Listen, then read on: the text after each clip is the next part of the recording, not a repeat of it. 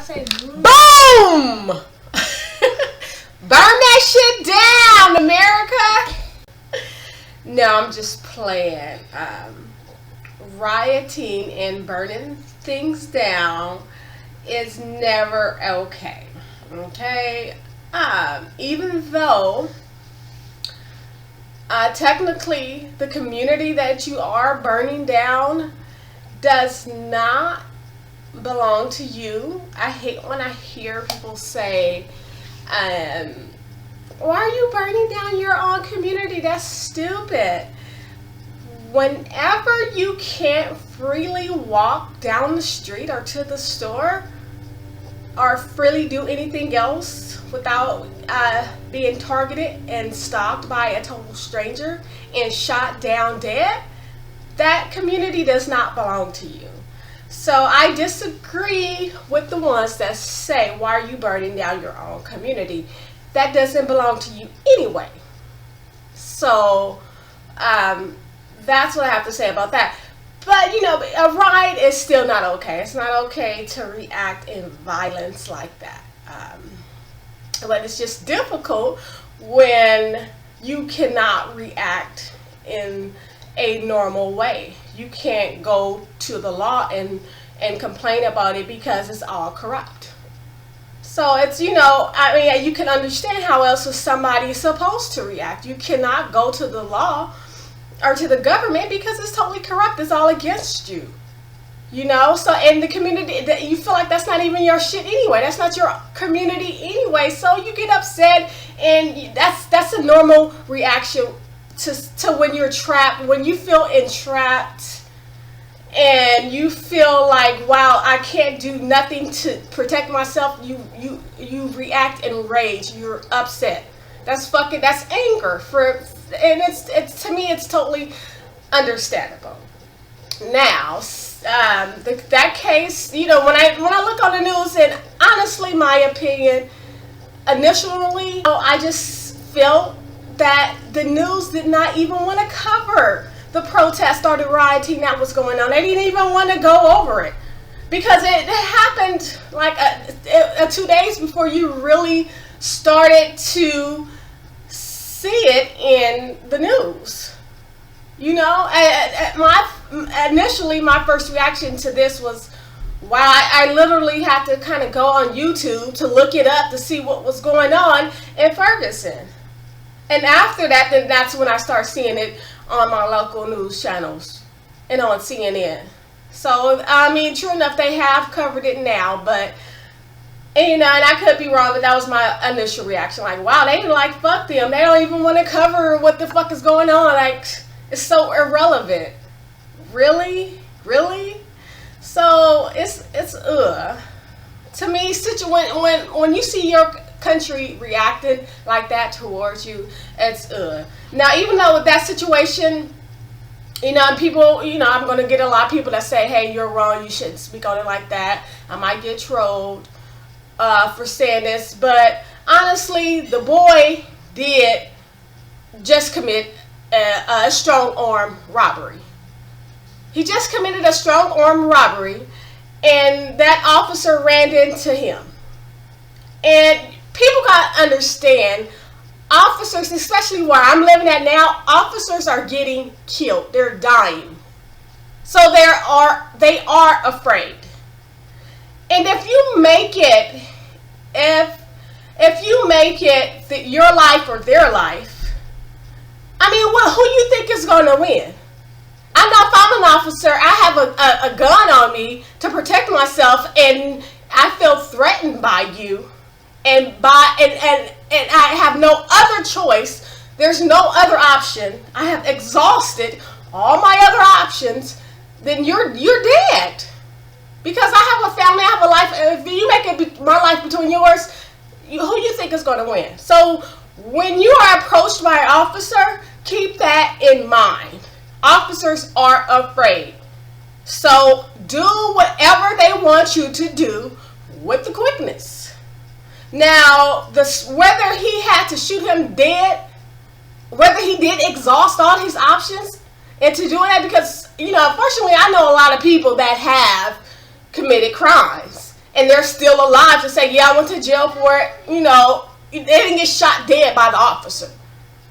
And two, apparently there's a lot of tension, a lot of tension between the officers in that community and, you know, the black people or the lower income people of that community.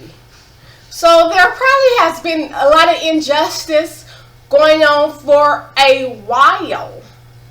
And, you know, this is like enough is enough. Yeah, the boy did do, you know, he just committed a robbery, but you didn't have to unload your weapon on this kid. That was ridiculous. So, I mean, to me, that is the debate. Did he have to unload a weapon on his kid? Was there other options he could have taken? Stun guns, tear gas. Is there anything else when they train an officer? Are there other options that they give that officer when someone is trying to attack you? And if he even tried to attack them, because what the witnesses are saying, he had his hands up. So I'm not sure, but, you know, for anybody that is listening to this video, you know, especially if you are an African American male, or you resemble being an African American male, and you're being approached by a peace officer, do what they want you to do with the quickness. Make sure your hands are easily where they can see them. If they want you to stand still with your hands, you know, visible, then do that.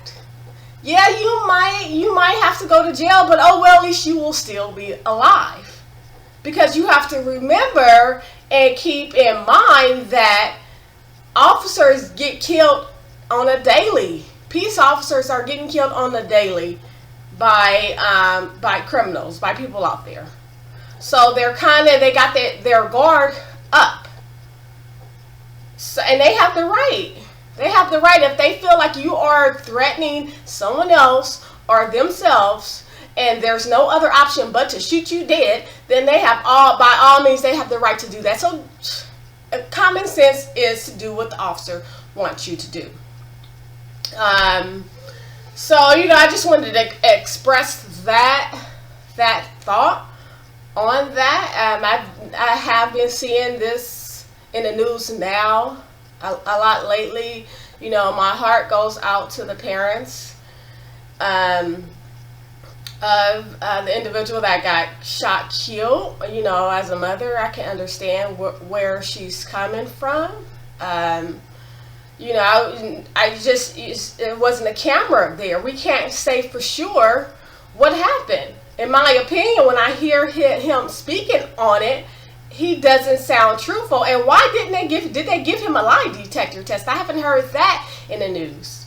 Maybe they should give him a lie detector test, because it doesn't sound like he's telling the total truth there. And comparing that boy to a damn Hulk Hogan or something, that's ridiculous. You know, that's ridiculous. I could say he looks like a fucking giant to me. You know, that the officer was not a tiny bitsy person to begin with. Okay, and mentally he could have handled the situation a lot better. So you know, and I would have thought something would have, you know, some kind of country, U.S. or worldwide protesting or whatever when it went on when Trayvon was murdered, because, you know, that was a total stranger that just targeted that individual and shot him dead. Whether or not he felt afraid, whether or not Trayvon was getting the best of him or not, you still took the time out to target him, to follow him and approach him with a loaded gun.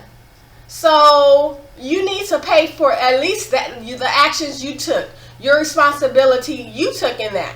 And he didn't. I mean, I don't understand how can a jury of 12 see that he had no, you know, even if he was afraid, okay, you provoked the situation. The situation would have never occurred if you didn't take the time out to provoke it. So, and that's why I just do not understand why people do not think this way.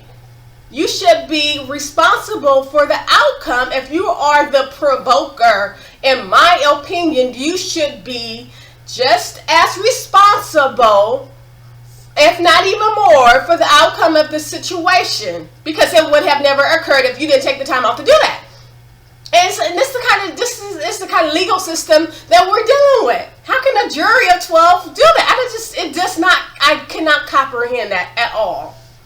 So, yeah, I just want to express that. I've been seeing it in the news. I've been seeing protests all over the country, different places. And it's sad that has to happen, especially in 2014.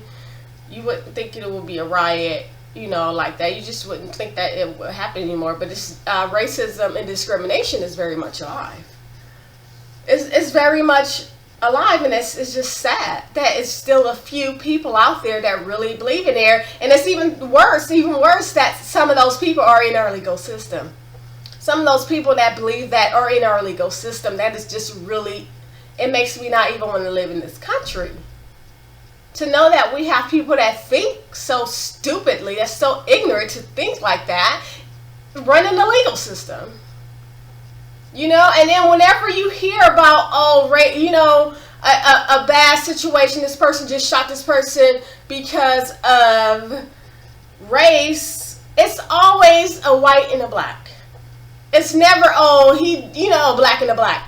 It's never a black officer shooting another black person dead for no reason, like unjustified. It's never an unjustified death on a black. I just don't see it. I don't see it.